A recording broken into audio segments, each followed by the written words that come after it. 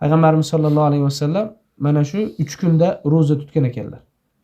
13, 14, 15. 15-inchisi Xudo xohlasa dushanbadan payshanbaga o'tar kechasi. Baroat kechasi qanaqa kecha desa, baroat kechasi shunday kechaki, Alloh taolo narigi baroatgacha biz yeydigan rizqlarimiz, bizga beriladigan umrlarni ro'yxati tushiladi. Biz qancha rizqlanishligimizni Alloh taolo yaratishligimizdan oldin taqdirimizga lavhul mahfuzga yozib qo'ygan. Qancha yeb, qancha nima qilishligimizni.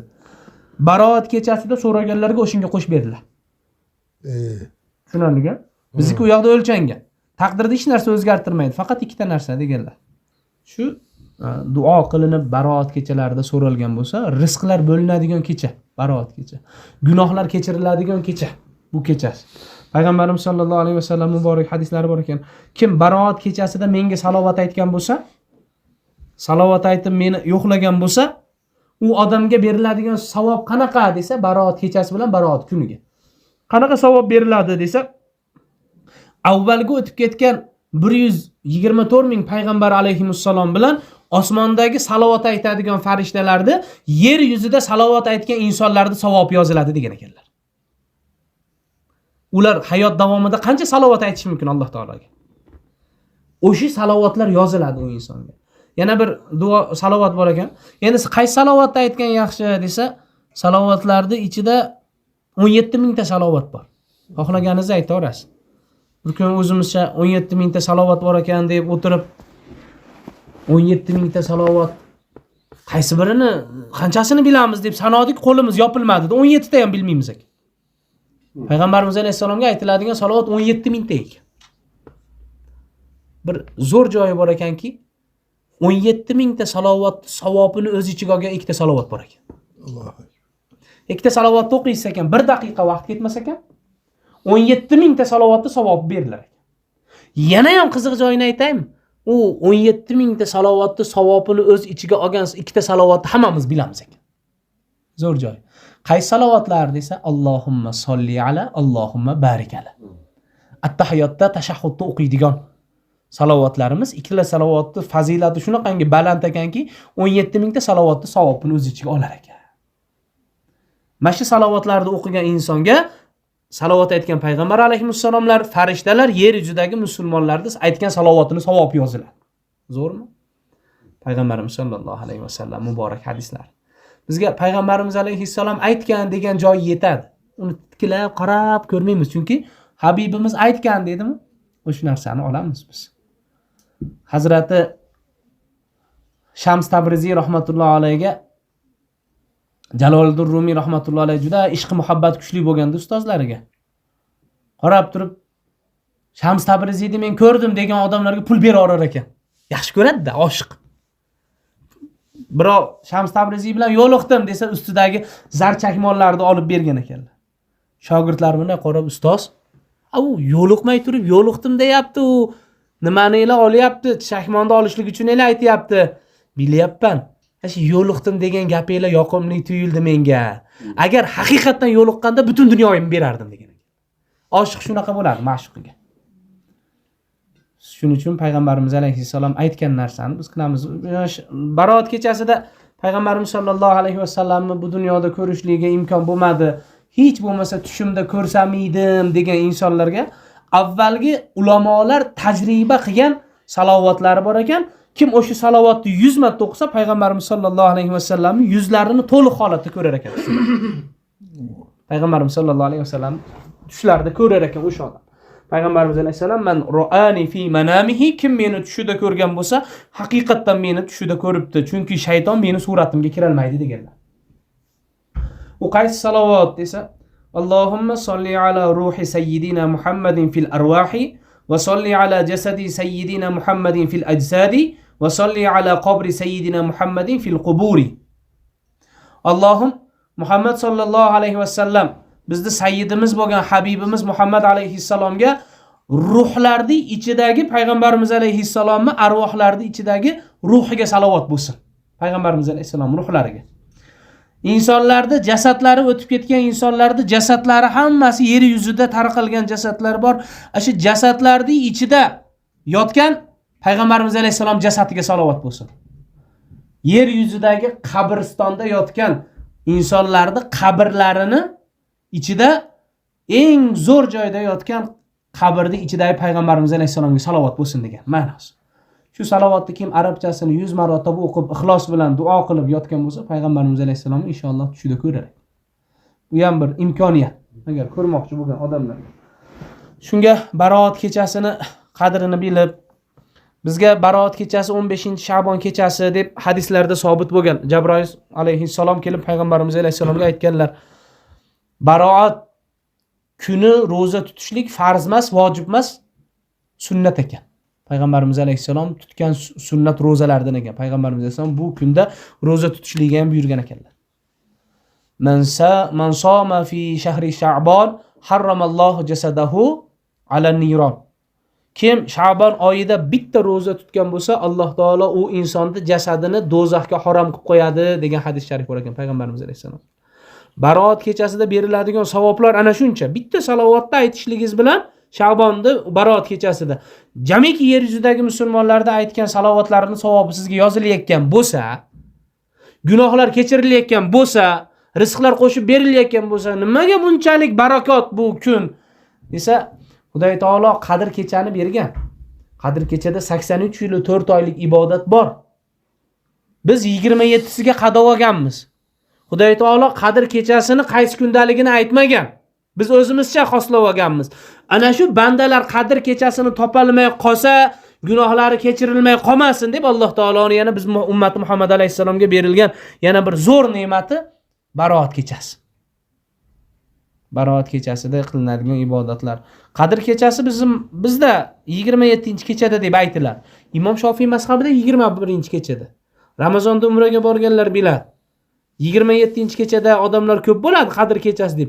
21-kechada borsangiz ham o'shuncha odam bo'ladi. Shofiy mazhabida 21da-da. Payg'ambarimiz sollallohu alayhi vasallam hadis shariflariga qarab turib, u kishi 21-kecha Qadr kechani ehtimoli ko'proq deydi. Biz 27-kechani qanchalik ishtiyoq bilan, shavq-zavq bilan kutsak, ular 21-kechani shunaqa shavq-zavq bilan tutadi. Kutadi kechqurunni ham. Xo'p, Baroat kechasida o'qiladigan ko'p namoz bor. Sahoba ikromlar 10 rakat, 100 rakat, 1000 rakat deb bo'lgan ekanlar. Ko'proq 100 rakatlari o'qiladi. Eskitdan 100 rakatlari o'qiladi. 12 rakatlik namoz bor ekan. Payg'ambarimiz sollallohu alayhi vasallam kim mana shu 12 rakatlik nafl namozni 2 rakatdan bo'lib o'qisa, Alloh taolo u insonga umriga baraka beradi degan muborak hadislar bor ekan. Shomdan keyin 2 rakatdan niyat qildim 2 rakat Baroat namozi yoki niyat qildim 2 rakat nafl namozi deb o'qiladi. Alhamdu surasidan keyin 11 marotaba Ixlos surasi. Har bir rakatga Zam surasi bir xil. 12 rakatga bir xil. Alhamdu bilan orqasidan 11 ta Ixlos surasi. Birinchi rakatga ham, ikkinchi rakatga ham, 12-chi rakatgacha bir xil. 2 rakatdan bo'lib o'qiladi. Shunchaki o'rtasida gapirmasdan o'qiydi. Xudo taolo qilgan ixlosimizga qarab savob beradi. Payg'ambarimiz sollallohu alayhi vasallam sahoba ikromlarga qiyomat kunida jannatga kiradiganlarda hammasi kirishligiga aniq bo'lgan insonlar ham Alloh taoloning rahmati bilan, Xudoning rahmi kelganligi sababidan kiradi. Ya Rasululloh sallallohu alayhi vasallam shahidlar so'roq savolsiz jannatga kiradi dedingiz. Siddiqlar so'roq savolsiz jannatga kiradi dedingiz. Haloli pok bilan mol dunyo topib turib, pulini yaxshi joylarga sarflaganlar so'roq savolsiz jannatga kiradi dedingiz. Olimlarning bir toifasi so'roq savolsiz 70 mingta siz ummatingizdan so'roq savol jannatga kiradiganlar ham Allohning rahmati bilan kiradimi dedilar. Allohning rahmati bo'lmasa kirmaydi dedilar. Sahoba ikrom qarab turib, siz ya Rasululloh degan ekanlar. Siz ham Allohning rahmati bilan kirasizmi dedi payg'ambarimiz sollallohu alayhi vasallam. Men ham Allohning rahmati bilan kiraman. Payg'ambarimiz sollallohu alayhi vasallam daqa amal qiladigan inson yo'q. O'sha zot ham Allohning rahmati bilan kiraman, amallari bilan emas degan ekanlar. Unda amal qilish keragi yo'q ekan. Yo'q, amal qilamiz, lekin amalingizga yarasha Xudo taoloning rahmati beriladi. Allohning rahmati bilan kirishlik uchun Xudoga yoqadigan ishlarni qilishligimiz kerak. Alloh taologa yoqadigan, Xudoning roziligiga yetishadigan ishlardagi farzda topilmagani vojibda topiladi. Vojibda topilmagani sunnatda topiladi. Sunnatda topilmagani naflda topiladi. Ixlosimiz qayerda bo'lgan bo'lsa, Alloh taolo shu joydan beraveradi. Ki masjidga chiqqan odamni oyoq kiyimini to'g'rilab qo'ygan bo'lsa, 3 ta nonni ihson qilgani savob beriladi. Oyoq kiyim to'g'irlab qo'ygan odamga. Xonadonda bo'lsin, qayerda bo'lsin, farqi yo'q. Odamni kiyishlikka qulay qilib qo'yganligi uchun. Xudo taolo mana shu amalni ko'rib ham berib qo'yaveradi. Ki eski sahoba ikromlardan aytardilar, ixlos qilib payg'ambarimiz sollallohu alayhi vasallamga ixlos qilganlardi. Aytardilarki, ularda ba'zilarini amali ko'p bo'lgan, ba'zilarida amali uncha bo'lmagan. Sahoba ikromlardan bir sahoba ikrom payg'ambarimiz sollallohu alayhi vasallam yoniga kelib, "Ya Rasululloh sollallohu alayhi vasallam, Xudo buyurgan, siz aytgan 5 mahal namozni o'qiyapmiz. Zakotga qodir emasmiz, lekin namozni, ibodatlarni qo'ldan kelgancha qilyapmiz. Oshiqcha ibodatimiz yo'q. Unaqa berigi boylarga o'xshab ehson qila olmayapmiz. Hojiga borishlik bizda yo'q, lekin bitta amalim bor, ya Rasululloh sollallohu alayhi vasallam, siz yaxshi ko'raman" degan ekanlar. Mana shu hadis sahoba ikromning so'zi bilan sahoba ikromlarda eng xursand bo'lgan kuni shu kun bo'lgan.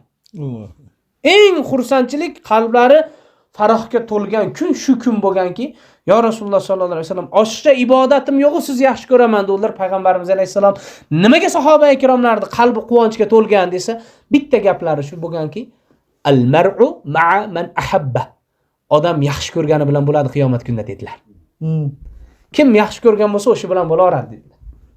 Biz payg'ambarimiz sollallohu alayhi vasallamni yaxshi ko'rganligimiz uchun u zotning ismlari aytilib, biron bir gap aytilgan bo'lsa, erchib ketishligimiz tez bo'laveradi. Agar ana shu joyda sukut saqlab turib, bunday qarab turib, taraddudga tushib turib, unaqa narsa, sunnat ekan, farz, vojib emas ekan deb o'zimizni sal u yoqqa bu yoqqa olib qochadigan bo'lsak, unda muhabbatimiz yolg'on bo'ladi.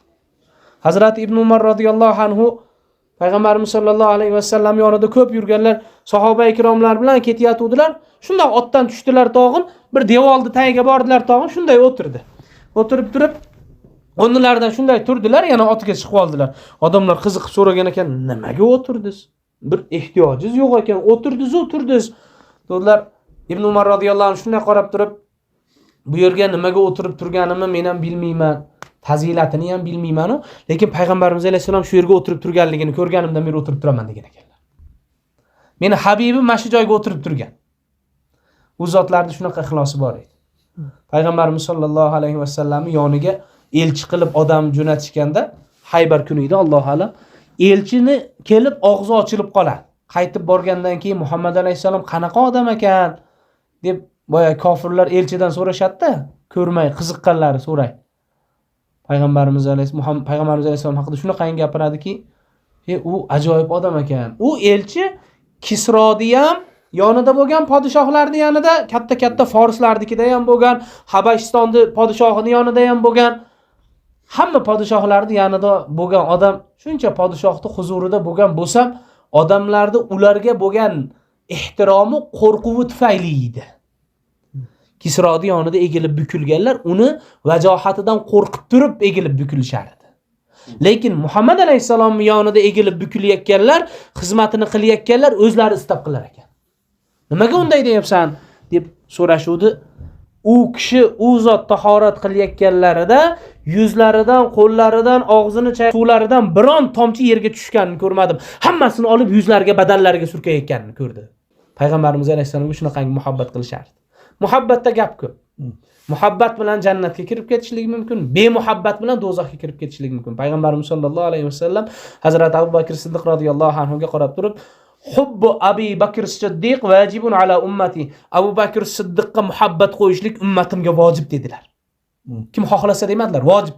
Savr g'orini tepasiga chiqdilar, payg'ambarimiz sollallohu alayhi vasallamga, "Ya Rasululloh sollallohu alayhi vasallam, chanqadim" dedilar.